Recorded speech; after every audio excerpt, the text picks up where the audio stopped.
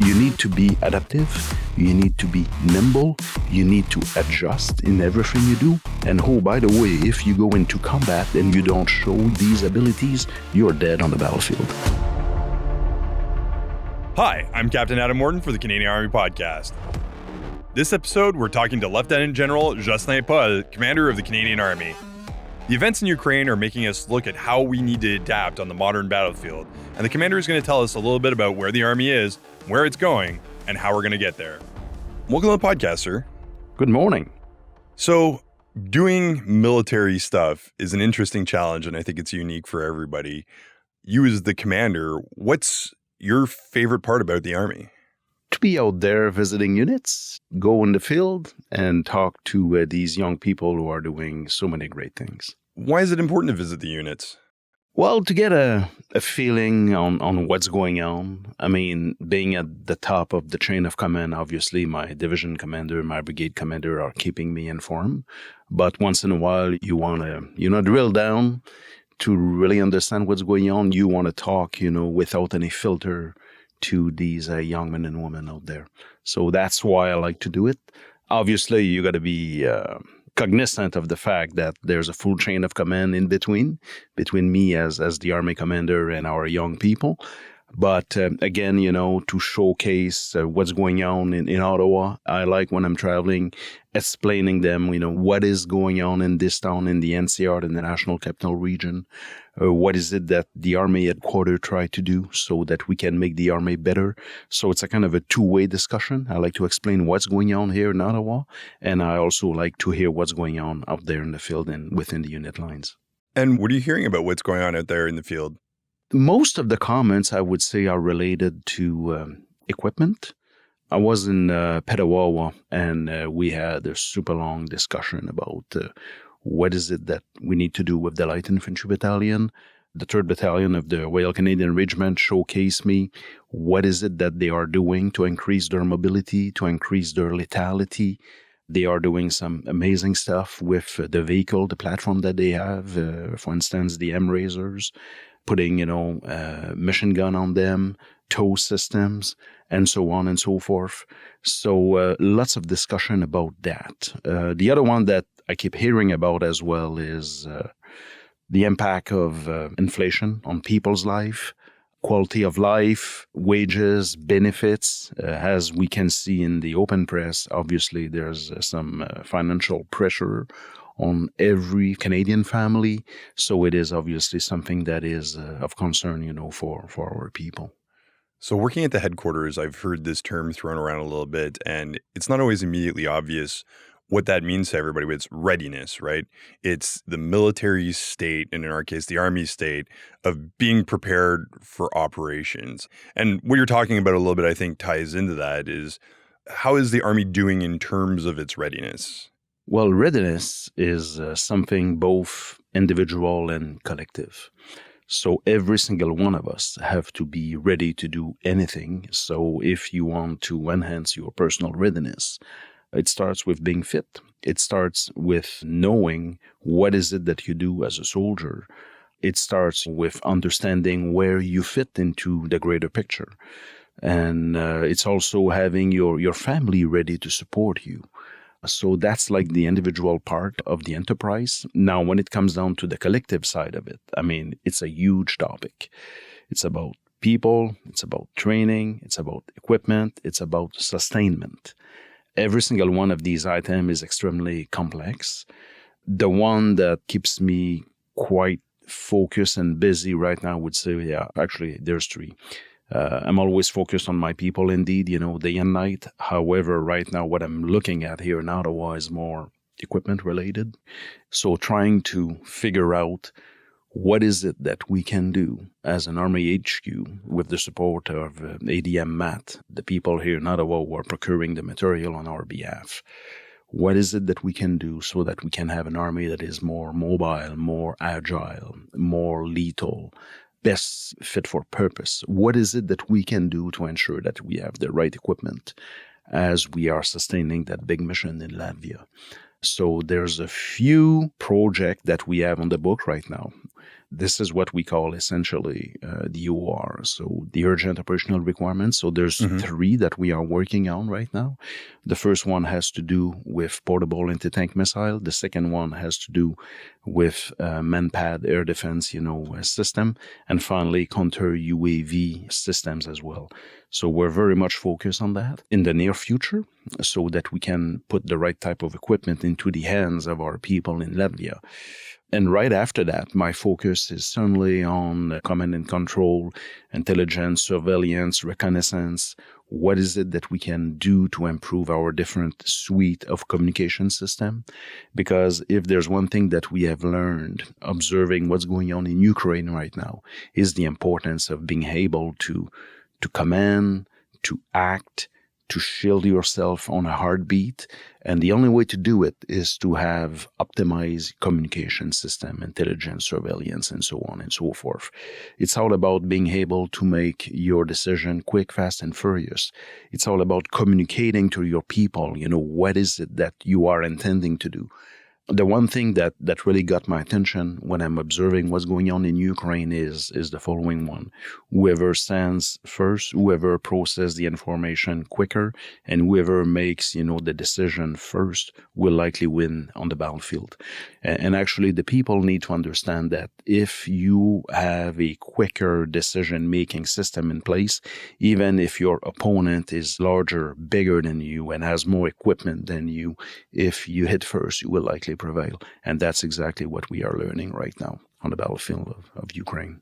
Because we have we have a previous podcast that talks about command and control, and we talk about the OODA loop, right? Observe, orient, decide, and act. And you definitely see that decision-making cycle playing a huge role in how things evolve on the battlefield. And you just talked about that in Ukraine. What have we learned from that? How has that impacted the way we're doing business now? Well, if there's one thing that we have learned out of Ukraine is that these doctrinal foundation that we've been working on now for many years was really on the right track. The first one that comes across my mind, for instance, is the concept of advanced dispersed operation, what we call ADO. So that is something that in the Army we've been talking about for more than 10 years. So the concept being that, you need to be dispersing, and when you need to do so, then you reaggregate, you do your operation, and you disperse again. This is, on a modern battlefield, the best way to protect, to shield yourself. But that is not new for any of us. I mean, we've been talking about that concept now for so many years. So clearly, this is something that Ukraine has illustrated once again. And also, what's going on right now in Ukraine has only confirmed that the Canadian Army modernization strategy that was released a few years ago was on target. So the problem that we're facing, though, is how do you move from that concept to something that is meaningful, something that is tangible for the Army as a whole. And this is where you need to look not only at equipment, as I alluded to, but you need to look into your training. You need to look into your people. You need to look into your sustainment.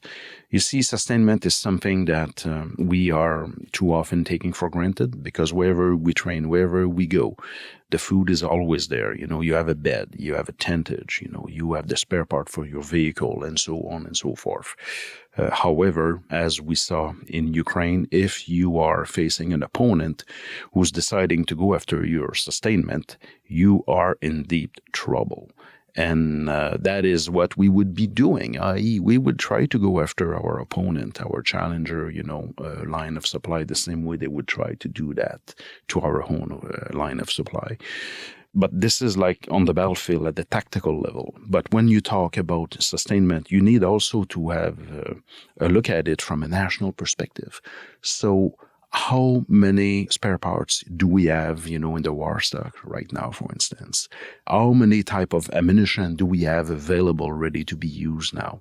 You cannot go out there to Walmart or Home Depot and basically procure all of these high-end ticket items. You need to, anticipate what might be your needs. You need to pile up a little bit of logistics. And to do so often takes years. So we are facing that very odd situation right now where the Western democracies are basically trying to procure everything we need to protect ourselves in the event that the alliance would be aggressed. So all of us are chasing the same, high payoff but low density type of equipment. All of us right now are knocking at the door of the same companies. And we need to keep in mind that, as the Russian aggression was unfolding, most of us in the Western world, didn't have fully stocked war stock. When the campaign started and then when we decided to give a hand to the Ukrainians with our own kit and our own equipment, our shelves were half full. So this is where we are starting from a sustainment perspective. So sustainment is certainly critical. What is it that we can do with the Canadian national industry to ensure that we are better prepared for the month and the years to come? So there's quite a bit of a discussion going on right now in Ottawa. And the other one as well that we're paying a bit of attention to has to do with training. So you train at the individual level, you train at the collective level. So what is it that we can do to optimize that training?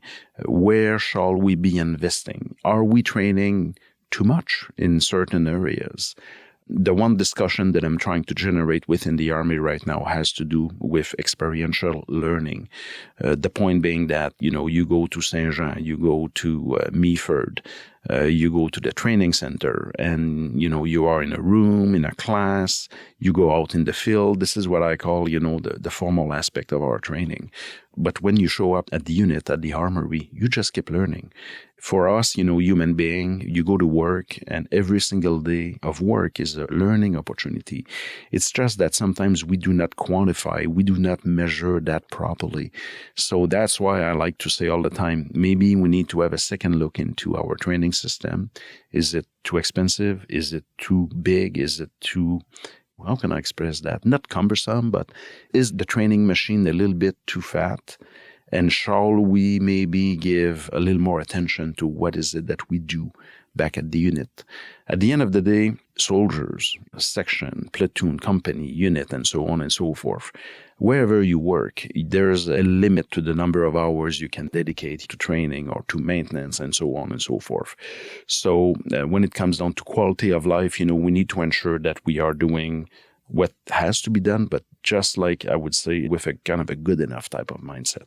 Otherwise, all of us could be spending years and years, seated in a classroom being trained.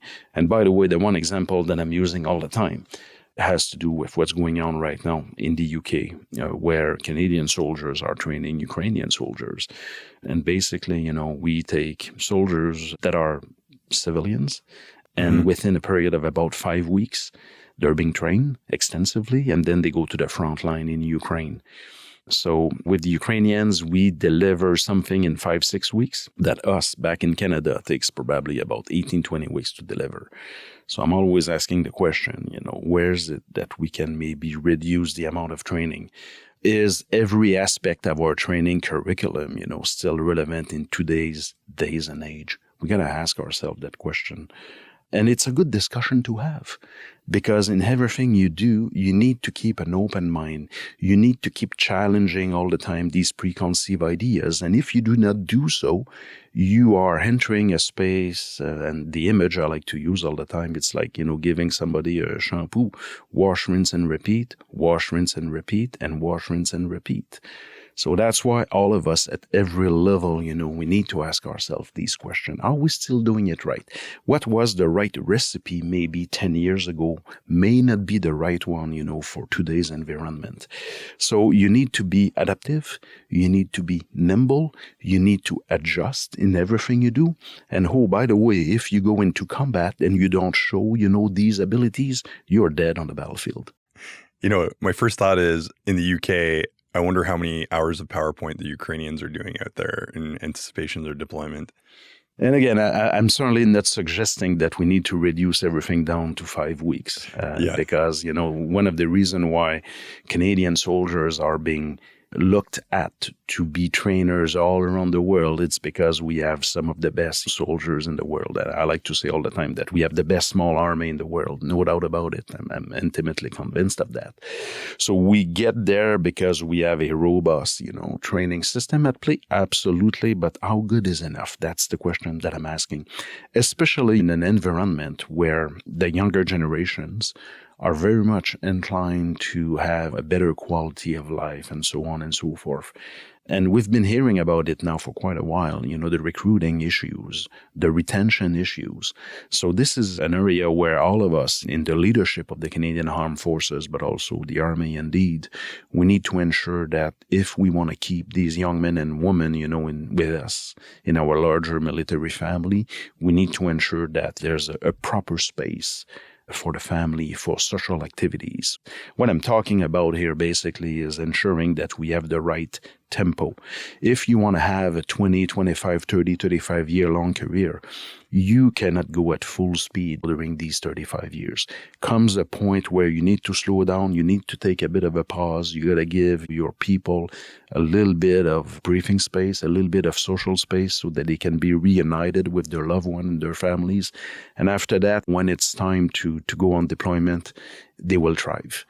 I say this to a lot of friends and stuff is work hard, play hard. Like that's one of my favorite things about our work environment is you do push pretty hard when it's time to push, but there's a lot of space to do fun stuff also when it's the play hard time. And we have a pretty good system for that sometimes. So you mentioned earlier on our involvement in Latvia, and as it stands now, I think we have a battle group strength force there that we're looking at upgrading to a brigade. For those that might not know, battle group is smaller, brigade is much bigger. What's that looking like for the Canadian Army's commitment? Well, the shape and form of the multinational brigade is not set yet. So it's still extremely conceptual. The brigade or the multinational brigade will be at initial operating capability in 2024. So right now we have a very, very rough idea of what is it that we would like to see out there. But the key point for all of us is that we're not necessarily going back to what we were experiencing, in Germany 30 years ago. The Canadian Army will not stand up 4th Canadian Mechanized Brigade as some of the oldest people like me knew. The Canadian Army of today is way much smaller than it was at the end of the 80s, first off. And second, it is a multinational brigade. The same way we've been leading that multinational battle group now for quite a few years. So there's going to be other NATO allies involved into the fourth generation of that multinational brigade. Is there going to be 2 or 3 maneuver elements? All of that is to be determined. So we have a rough idea of what we would like to see the brigade being capable of delivering. But we need now to figure out with our closest ally, what is it that they are willing to bring to the table? And what is it that Canada is willing to do in 2024? What is it that Canada can do in 2025, 2026? Because equipment is going to have to be procured as well. So I'm going to be heading to Europe, where I'm going to be engaging with many of our partner nations. And there's going to be what we call fourth generation discussion. So what is it that Spain can bring to the table? What is it that Italy would like to bring to the table? What is it that the Latvian would like to keep at their level, and so on and so forth? And all of us obviously have to be cognizant of the fact that we need to ensure that whatever we pledge can be sustained in the short, the mid, and the long term. So for us Canadians, this will mean a few things. The first one is that from the get-go, there's going to be, from Roto Zero, I certainly envision many reservists being employed right from the bat. So what we would like to do is to have the first reserve being, intimately involved with a percentage of probably around 20-25% from the beginning. And the other big discussion as well that we need to figure out is how many battle groups are going to be part of that multinational brigade. How many indirect fire assets are going to be generated and by who? What's going to be the size of the combat engineer units? How robust will be the sustainment? How big, will be the HQ? Which type of communication system we need to fill to make it happen. But also for us Canadian, we need to have a larger discussion about how much equipment has to be pre-positioned out there in Latvia. Is there going to be a second line elsewhere, in Europe? How much ammunition do we need to pre-position out there? How many vehicles have to be projected? And again, if you are projecting to Europe dozens and dozens of vehicles, soft skin or, armored vehicle, this will have an impact on the way you're delivering training back here in Canada. You need to have the spare parts, you need to have the mechanics, and so on and so forth. So it's going to be an extremely complex endeavor. But before we do any of that, before we start projecting, the people out there, we also need to get the right resource from our own government. And then we should have better indication from Parliament on how much money will be allocated to the Canadian Armed Forces to enable that mission. So that is also a critical factor. A lot of people don't know what a brigade or a battle group is. Can you explain what that looks like a little bit? A brigade is basically a formation where you assemble a certain number of units. There's different type of brigade. You can have a brigade group. You can have a mechanized brigade group. You can have an infantry brigade. You can have an armored brigade. And in our case, a brigade can be anywhere between 2,500 people, but also maybe as high as 5,000 people. So there's a lot of room, there's a lot of space here. For instance, in a typical Canadian brigade, you will have recce element, you will have armored element, you will have infantry element. So if you are fielding a brigade that has 3 infantry battalion, vice only having 2, obviously your brigade is going to be much bigger. So in the case of Latvia, the discussion will be gravitating around that. So how many maneuver elements are going to be provided by which nation?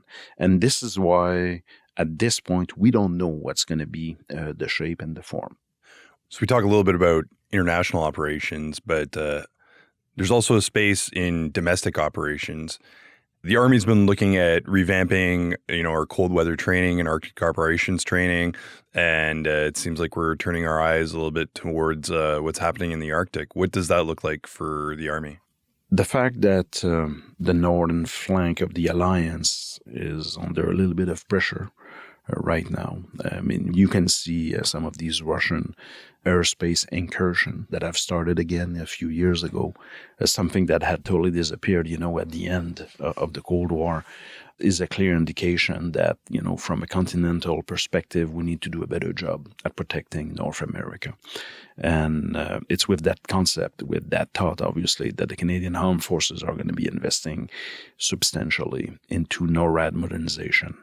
But when you talk about NORAD modernization, it's not only about the Royal Canadian Air Force, it's not only about the Royal Canadian Navy. If you want to assess your own sovereignty, you need to be present on the ground, right? You need to be present out there. This is why we are suddenly looking at expanding the number, but also the scope of some of those Arctic training events so that we can do a better job at projecting ourselves up in the north. We also have a bit of a brand, i.e., Canadian soldiers are great at working, under winter or, Arctic conditions. So we need to sustain that brand. But also, let's be honest here, many of our young people, when they are recruited, the vast majority of them are coming from southern Canada. That ribbon, like 100 kilometers along the U.S. border. This is where most of us Canadians are living, right? I guess the point I'm trying to articulate here is that it's not because you're Canadian that necessarily you're good at that type of thing. And this is why, as an army, we need to ensure that every single one of our soldiers have the opportunity to better understand what does it mean, to be able to survive into a winter, into a very harsh type of environment. And the best way to do it is to live it. It's to do it. It's to go out there in the field. Learn, from your senior leadership. And when you go to the Arctic, it has a lot to do with learning from the Canadian Ranger, what is it that you need to do in order to survive? Because when you talk about winter warfare, the one thing that I've always been told from the beginning with my own career is that in the winter, the first thing you got to do is to survive.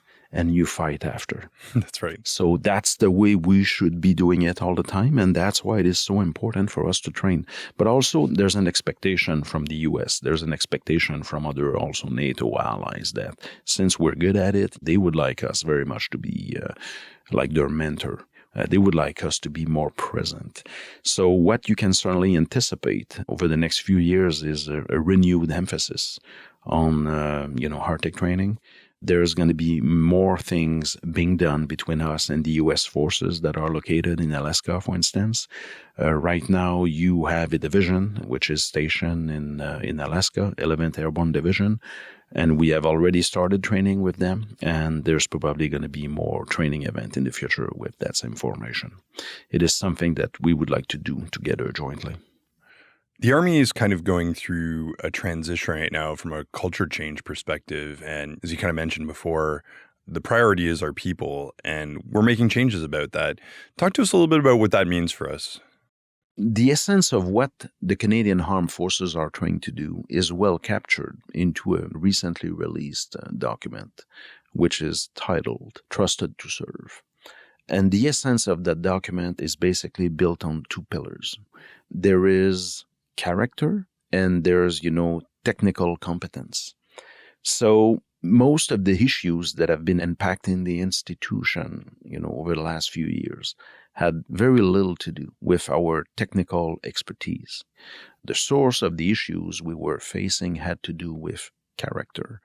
And this is why, we need to ensure that we have the right people in the institution who are going to be projecting the right type of values, who are going to be embracing the right type of leadership. There's a lot of discussion right now about the importance of being inclusive, the importance on diversity, whatever might be your gender, whatever might be your sexual orientation, whatever might be your religious belief. It's basically respecting one another for what we are. I like to believe that the vast majority of our Army members are certainly embracing that type of approach. Ensure that everybody can find, a proper space into that larger family that we have as a Canadian Army. We also need to have leaders that are positive. The one thing for which we have no time whatsoever is what I like to refer to as the poison, leadership. Sometimes leaders who are basically going on a bit of a power trip without any restraints or constraint. This is where you start having abuse of power, abuse of authority, and so on and so forth. So there's a lot of emphasis right now on that. Just being, a positive leader, just ensuring, that everybody can find his or her place under the sun.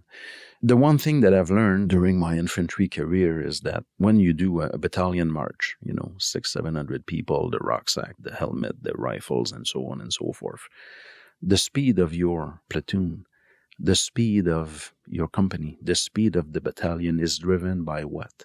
Well, it's driven, by the slowest, because we never leave anybody behind. Never. And that's why it is so important to help one another. Sometimes you may have a bit of a bad day. Maybe you have a bit of a health issue. You start, your 12-kilometer march. And if all of a sudden you faint a little bit, what is it that your teammates are going to be doing for you? Well, they're going to take a bit of your load. And sometimes they'll take your webbing. They'll take your helmet. Somebody is going to basically pull or carry, I shall say, your rucksack so that you can finish with the rest of the team. So that type of approach where we all help one another during, a forced march, well, we want to see that in everything we do at any time. But unfortunately, we still have a few blind spots. There's still a few areas where we need to ensure that we do a better job. And we will.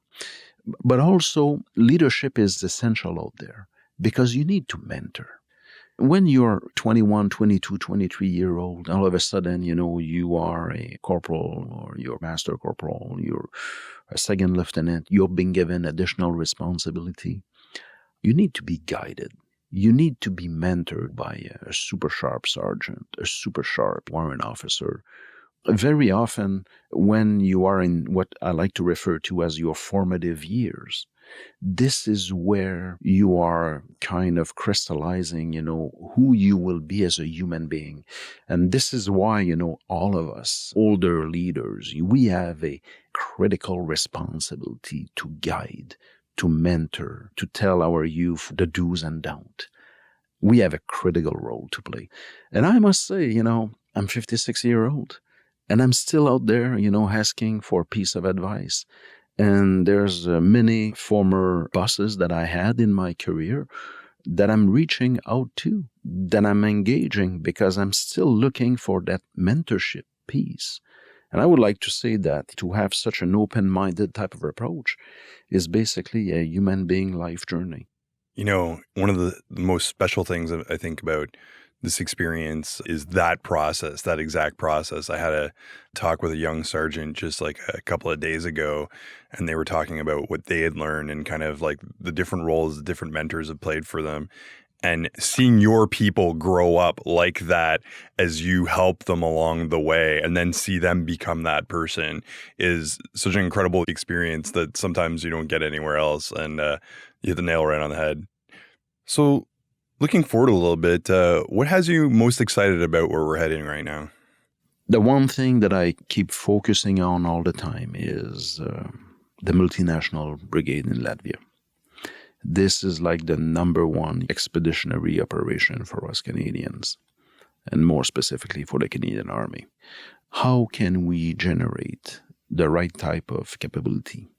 How can we sustain the right footprint out there without impacting too much the Army as a whole?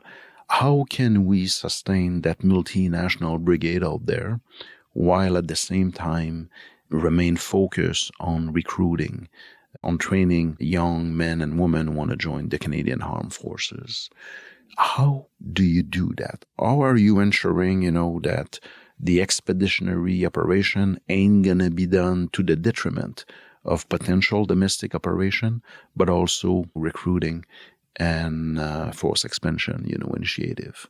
It's something that has to be extremely fine-tuned. This whole podcast, as we've been recording, all I can think of is amateurs talk tactics, professionals talk logistics, and you've been talking logistics this whole time. So I feel like we're ahead of the game. Well, thanks so much for coming on the podcast, sir. I really appreciate it. Okay, thank you very much. That was Lieutenant General Justin Poel, Commander of the Canadian Army. If you want to know more about how the Army is going to approach the future of command and control, check out Season 3. There's some good podcasts in there, and that's one of them. I'm Captain Adam Orton for the Canadian Army Podcast. Orton out.